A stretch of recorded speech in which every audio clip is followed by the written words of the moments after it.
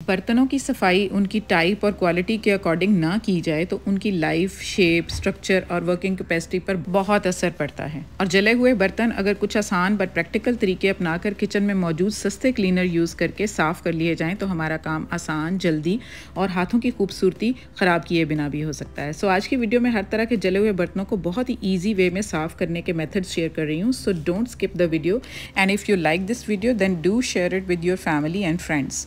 So come on friends, let's get started. अस्सलाम वालेकुम everybody, welcome to Womenia ATF। दूध की मलाई से फर्मेंटेशन के बाद घर में प्योर, ऑर्गेनिक और शुद्ध देसी घी निकाल कर यूज़ करना एक ज़बरदस्त हेल्दी ऑप्शन है जो सालों से मैं अपने बड़ों को करता हुआ देख रही हूँ। बट यू नो, दूध एक सेंसिटिव आइटम है। सो मलाई से घी बनाते हुए अगर प्रॉपर केयर ना की जाए तो बर्तन का हाल कुछ इस तरह से हो जाता है। इसको साफ़ करना भी एक क्वाइट चैलेंज बन जाता है। मेरी मदर इन लॉ इसके लिए ये एल्युमिनियम या सिल्वर का पॉट यूज़ किया करती थी। So I follow her footsteps sometimes, but nowadays you know it's not recommended.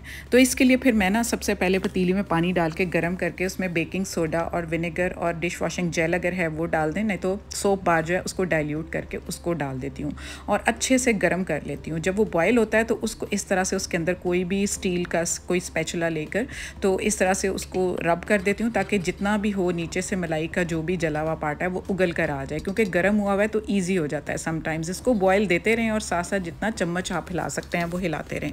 तो उसके बाद उसको स्टेन कर लिया जाता है। तो स्टेन करने के बाद जितना भी रेजिड्यू ऊपर रह जाता है ना, उसको मैं स्टेन करके फेंक देती हूँ, क्योंकि फिर वो जाकर ड्रेन भी बंद कर सकता है। तो काफ़ी हद तक ये देखें साफ़ हो चुका है सिर्फ गर्म करने से और ये कुछ चीज़ें डालने से। लेकिन उसके बाद ना मैं इस तरह से ग्लव्स, जो भी हेयर डाई मेरे हस्बैंड यूज़ करते हैं, तो मैं उसका जो ग्लव है वो यूज़ कर लेती हूँ, क्योंकि ये एक तो बिल्कुल फिक्स हो जाता है हाथों पे और हाथ मूव करना बड़ा ईजी होता है। जो किचन के ग्लव्स होते हैं समटाइम्स थोड़े से मोटे होते हैं और उनसे इतना अच्छे से काम नहीं होता। आगे चलकर उससे भी काम करूँगी, क्योंकि समटाइम्स घर में ये अवेलेबल नहीं भी होते और एक दो दफ़ा तो ईजिली ये यूज़ हो जाते हैं। तो बस मीनवाइल मैंने ना स्टील वूल के साथ अच्छे से सिर्फ सोप बार के साथ इसको बिल्कुल सॉफ्ट हो गया हुआ था, इसको रब कर लिया। और अब ये देखें कि थोड़ी सी एफर्ट के साथ ना 2-3 मिनट में ये बिल्कुल ये पॉट नीट एंड क्लीन हो गया है। तो एल्युमिनियम का पॉट अगर आपने साफ़ करना हो तो मैं ये मेथड फॉलो करती हूँ। अगर आपको अच्छा लगे तो आप ये मेथड फॉलो करके अपना ये एल्युमिनियम का पैन बिल्कुल चांदी की तरह चमका सकते हैं। और हाँ, आप हाथ चेक कर लें, बिल्कुल नीट एंड क्लीन है। तो उसके बाद अब हम देख लेते हैं स्टेनलेस स्टील के पॉट्स को हम किस तरह से साफ़ करते हैं। You know, steel and cast iron pots are highly recommended for cooking nowadays, but कभी कभी ज़रा सी गफलत से ये बर्तन इस तरह से जल जाता है, जैसे चाय रखकर मैं भूल गई थी तो ये हाल हो गया। तो ये जलते भी बहुत जल्दी हैं, सो इसलिए इनकी केयर ज़रा प्रॉपरली करनी होती है। उसके लिए ये ब्लैक ऑयल यानी सल्फोनिक एसिड ये बहुत मैजिक की तरह काम करता है। किसी भी पंसार की शॉप से मिल जाता है। ऊपर मैंने बॉटल के थोड़ा सा सुराख किया हुआ है ताकि इसको ये बिल्कुल ज़रा सा कुछ ड्रॉप्स चाहिए होते हैं, तो डालकर थोड़ी देर के लिए मैंने इसको रख दिया। उसके बाद फिर थोड़ी सी देर के बाद ये थोड़ा उगल गया तो उसको ना मैंने उसके अंदर ना लेमन डाल दिया, लेमन जूस डाल दिया। अगर आपके पास लेमन पील्स हैं तो आप वो भी डाल सकते हैं, चॉइस इज़ योर्स।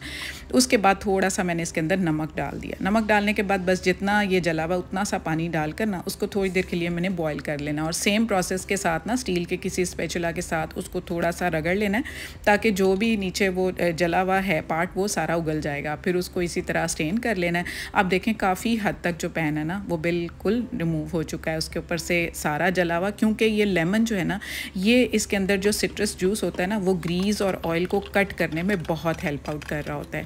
तो लेमन इज़ एन ऑप्शन, आप उसका जूस भी डाल सकते हैं। और मेरे पास तो ये दोनों चीज़ें थी किचन गार्डन में, तो मैंने इसके छिलके भी डाल दिए और लेमन जूस भी डाल दिया। अब ये देखें बिल्कुल नीट क्लीन हो गया और हमारा स्टील का पॉट जो है एकदम चकाचक हो गया।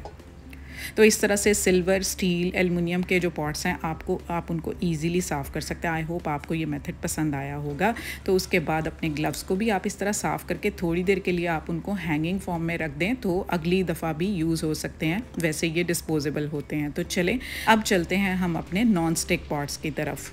इन नॉन स्टिक पैन्स को भी आजकल जितना हो सके कम यूज़ करें, बट अगर यूज़ कर ही रहे हैं तो इनको पूरी केयर और सेफ्टी प्रिकॉशंस फॉलो करते हुए यूज़ करें ताकि स्क्रैचेस ना पड़े और हमारा फूड जो है वो कंटेमिनेटेड ना हो जाए। उसके लिए ये स्पॉन्ज जो है ज़रूरी है। स्टील वूल बिल्कुल आपने यूज़ नहीं करनी, या इस तरह का नेट हो जो आपकी फ्रूट्स और वेजिटेबल्स की पैकिंग के तौर पर आता है, आप उसको भी यूज़ कर सकते हैं। That is a very best option. तो बस हल्का सा आप डिश वॉशिंग लिक्विड लगा लें या आप सोप बार लगा लें और इस फोम एरिया से ना green area scrub scrubbing area को आपने यूज़ नहीं करना और आपका ये पॉट बिल्कुल क्लियर हो जाता है। अब इसको यहीं पर नहीं, पहले आप उसको खुश्क कपड़े से ड्राई करें और ड्राई करने के बाद ना उसके अंदर लेयरिंग कर दें। जितने की अगर आप इनको नेस्ट करके एक दूसरे के अंदर फिक्स करके रख रहे हैं तो कोई भी पेपर बैग लेकर उसकी कटिंग करके तो इस तरह से रखें। और अगर इस तरह का आपके पास ओवरलैपिंग पैनकेक मेकर है तो उनके सेंटर में इस तरह से कॉटन नैपकिन लगाकर फिर से प्लेस करें। तो अब आते हैं इसकी बैक साइड की तरफ। बैक साइड समटाइम्स इतनी गंदी हो जाती है, इतनी जल जाती है और ये साइड एरिया भी इतना गंदा हो जाता है कि इसको बहुत मुश्किल लगता है साफ़ करना। लेकिन इसके लिए मैजिक पता क्या है? हाँ जी, ये हमारी जो एक्सपायर्ड मेडिसिन होती हैं ना, इनको आप बिल्कुल ना डिस्कार्ड किया करें। इनफैक्ट जो यूज़ में नहीं भी होती हैं, एक्सपायर भी ना हो, तो वो मेडिसिन भी बहुत मैजिक के तौर पे काम करती हैं। पाउडर फॉर्म में लाकर बस इस तरह से ऊपर स्प्रिंकल कर दें और थोड़ा सा उसके ऊपर ब्लैक ऑयल डाल दें, दैट्स इट। और उसके बाद अगर आपके पास वॉशिंग सोडा है तो वेल एंड गुड, नहीं तो इसको स्किप भी कर दें। बस इसको थोड़ी देर के लिए लगा रहने दें इफेक्टेड एरियाज़ पर और उसके बाद आप देखेंगे ना तो एक मैजिक हुआ होगा। गाइज़ ये बिल्कुल एक वाकई मैजिक है, आप करके देखें।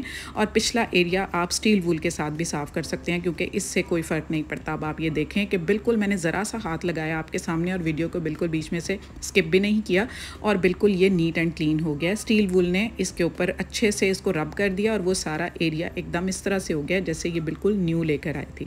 बस इसको वॉश करके मैं आपको दिखाती हूँ और आप देखेंगे कि बैक साइड जो समटाइम्स इतनी गंदी हो जाती है ना कि लगता ही नहीं है साफ़ होगी, तो अब ये देखें बिल्कुल न्यू लग रहा है ना। आई होप आपको ये आइडिया भी पसंद आया होगा। तो चलते हैं अब अपने इनेमल के पॉट्स की तरफ। हम किचन में ये पॉट्स भी यूज़ कर रहे होते हैं। ख़ासकर मैं एक दफ़ा ना ये इस तरह से खीर बना रही थी तो मुझे पता नहीं चला कि मैं चम्मच चला रही हूँ, मैं अपनी तरफ से चला रही थी लेकिन नीचे से ना वो लग रहा था, क्योंकि ये इनेमल के पॉट्स भी बहुत सेंसिटिव होते हैं, इनको भी बहुत केयरफुली हैंडल करना होता है। तो ये खीर नीचे से लग गई।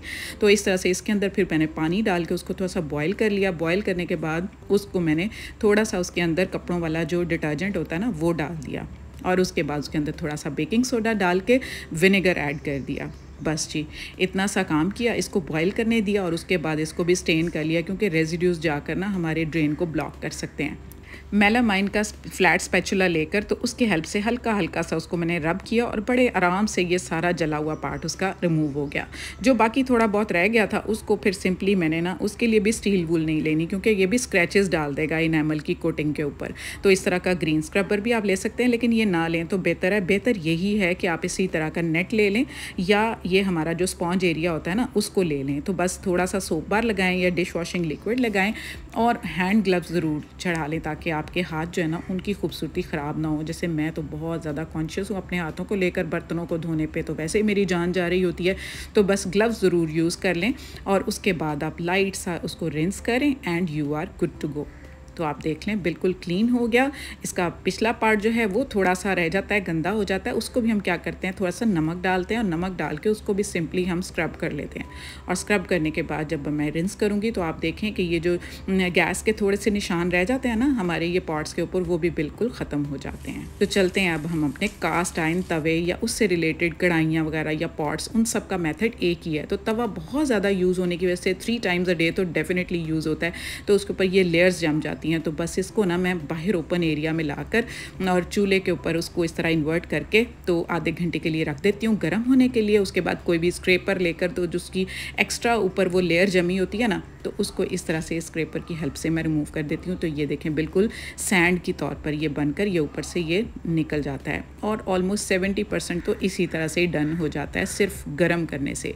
बाकी जो पार्ट रह गया उसके लिए फिर बेकिंग सोडा, थोड़ा सा ब्लैक ऑयल डाल देती हूँ और उसके बाद उसको थोड़ी देर रहने देती हूँ और ग्लव्स लगाकर और जो हमारा सैंड का स्क्रबर होता है ना, हमारा बॉडी स्क्रबर जो इस तरह का होता है, इसको ये बड़ा अच्छा काम करता है। इसके ऊपर रगड़ के अच्छे से फिर डिश वॉश जो हमारा बार होता है उससे रगड़ के तो अब ये देखें बिल्कुल नीट क्लीन हो गया है। अपने ग्लव्स रिमूव करें, इसको रिंस करें एंड यू आर सॉर्टेड। तो ये आपका तवा भी हो, कढ़ाई भी हो, इस तरह से बिल्कुल साफ़ हो जाते हैं। आप ये मेथड ज़रूर यूज़ करें, सारे मेथड्स बहुत ज़्यादा इफ़ेक्टिव हैं। That's all for today. Hope you enjoyed these ideas. If yes, then do like and share this video. Your comments and suggestions are highly appreciated and considered by me. New viewers, come on and do subscribe Romania ATF and don't forget to like and share and press the bell icon to get each notification in time. Till then, take care and have a nice day everyone. Bye-bye.